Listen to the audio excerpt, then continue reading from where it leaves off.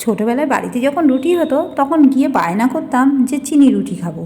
তা মা কী করতো, এই রকম আটার লেচিটাকে বাটি বানিয়ে তার মধ্যে চিনি ভরে তারপরে এইভাবে বেলে তেলের মধ্যে ভেজে দিত। ওহ, সেটাই যেন অমৃতের মতো লাগতো।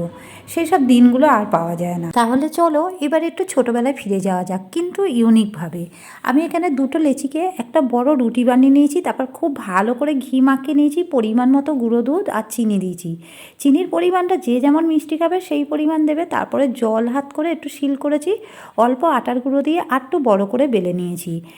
তাওয়া বসিয়ে তাওয়ার মধ্যে প্রথমে এমনি সেঁকে নেবো 2 পিঠ, তারপর 2 পিঠে ভালো করে ঘি মাখিয়ে উল্টে পাল্টে লো ফ্লেমে ভেজে নেবো। লো ফ্লেমে ভাজলে ভিতরে চিনি আর দুধটা বেশ ভালোভাবে গলে স্প্রেড হয়ে যায়, এতে পরোটাটা খেতে দারুণ লাগে।